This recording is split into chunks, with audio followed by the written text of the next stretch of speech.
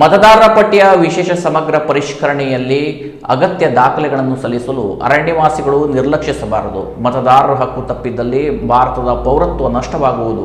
ಪೌರತ್ವ ನಷ್ಟದಿಂದ ಅರಣ್ಯ ಭೂಮಿ ಹಕ್ಕನ್ನು ಪಡೆಯಲು ವಂಚಿತರಾಗುತ್ತೀರಿ ಎಂದು ಅರಣ್ಯ ಭೂಮಿ ಹಕ್ಕು ಹೋರಾಟಗಾರರ ವೇದಿಕೆ ಅಧ್ಯಕ್ಷ ರವೀಂದ್ರ ನಾಯ್ಕ್ ಹೇಳಿದರು.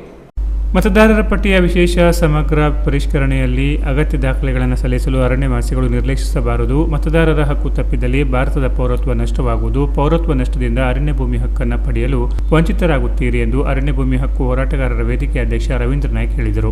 ಅವರು ಯಲ್ಲಾಪುರ ತಾಲೂಕಿನ ಹಾಸಣಗಿ ಮತ್ತು ಕಂಪ್ಲಿ ಗ್ರಾಮ ಪಂಚಾಯತ್ ವ್ಯಾಪ್ತಿಯಲ್ಲಿ ಅರಣ್ಯವಾಸಿಗಳಿಂದ ದಶಲಕ್ಷ ಗಿಡ ನೆಡುವ ಅಭಿಯಾನದ ಅಂಗವಾಗಿ ಹಾಸಣಗಿಯ ಶಿರನಾಳ ಗಣಪತಿ ದೇವಸ್ಥಾನದ ಆವರಣದಲ್ಲಿ ಗಿಡ ನೆಡುವ ಜಾಗೃತ ಕಾರ್ಯಕ್ರಮದ ಸಂದರ್ಭದಲ್ಲಿ ಹೇಳಿದರು.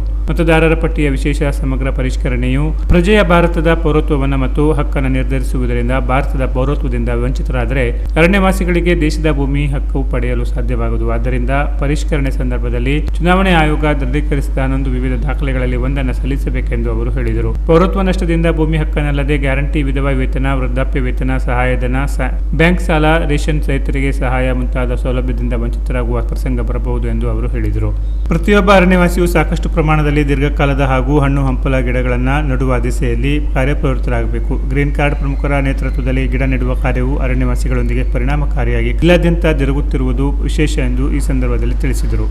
ಕಾರ್ಯಕ್ರಮದ ನೇತೃತ್ವವನ್ನು ಪ್ರಧಾನ ಸಂಚಾಲಕ ಚಂದ್ರಶೇಖರ ಪೂಜಾರಿ ಹಾಸನಗಿ, ವಿನೋದ್ ತಳೇಕರ್, ನರಸಿಂಹ ನಾಯ್ಕ್ ಬೆಳಕೆ, ಮಹೇಶ್ ಮರಾಠಿ ಶಿರನಾಲ, ಚಂದ್ರಕಾಂತ್ ಮರಾಠಿ ಶಿರನಾಲ, ಪ್ರಶಾಂತ್ ಮಾದನಸರ, ರಾಮಚಂದ್ರ ಹೆಗಡೆ ಬೆಳಕೆ, ಚಂದ್ರಕಾಂತ ಬೈದುಕೋಡ, ಕೃಷ್ಣ ನಾಯ್ಕ್ ಕೆಮ್ಮಣ್ಣಿ, ವಿಠ್ಠಲ ಪೂಜಾರಿ ಕಂಪ್ಲಿ, ವೆಂಕಟರಮಣ ಹೆಗಡೆ ಬೆಳಕೆ, ನಾಗೇಂದ್ರ ಲಮ್ಮಾಣಿ ಕುಣಬಿ, ಸದಾನಂದ ಪೂಜಾರಿ, ರವಿ ಗಣಪತಿ ಸಿದ್ದಿ ಮುಂಚಿಕೇರಿ ಮುಂತಾದವರು ನೇತೃತ್ವ ವಹಿಸಿದರು. ಹೋರಾಟಗಾರರ ವೇದಿಕೆಯು ತೀರ್ಮಾನ ಮಾಡಿದೆ. ಈಗಾಗಲೇ ಇಡೀ ಕರ್ನಾಟಕದಲ್ಲಿ SIR ವಿಶೇಷ ಜಾಗೃತಿ ಪರಿಷ್ಕರಣೆ ಮತದಾರ ಪಟ್ಟಿಯನ್ನು ಮಾಡ್ತಾ ಇದ್ದಾರೆ.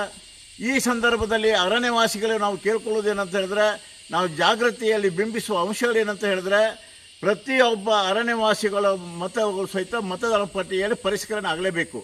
ಒಂದಾನೊಂದು ವೇಳೆ ಪರಿಷ್ಕರಣಾ ಪಟ್ಟಿಯಲ್ಲಿ ಅರಣ್ಯವಾಸಿಗಳ ಮತಗಳ ಸೇರ್ಪಡೆ ಆಗದಿದ್ದರೆ ಅವನು ದೇಶದ ಪೌರತ್ವವನ್ನು ಕಳೆದುಕೊಳ್ತಾನೆ.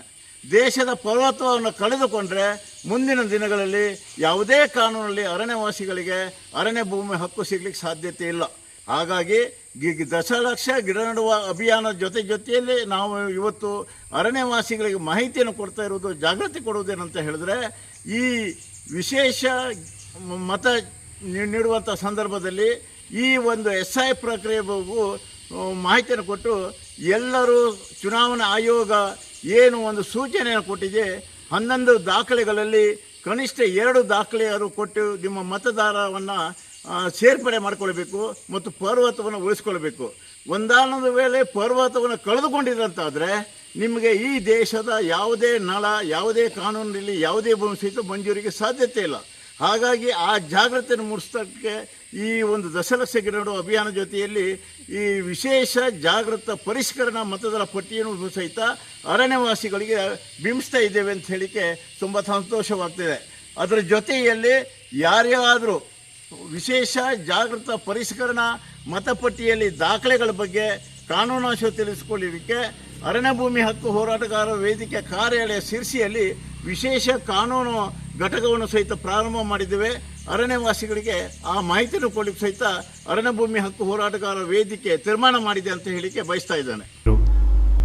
Canara plus news, Yellapur.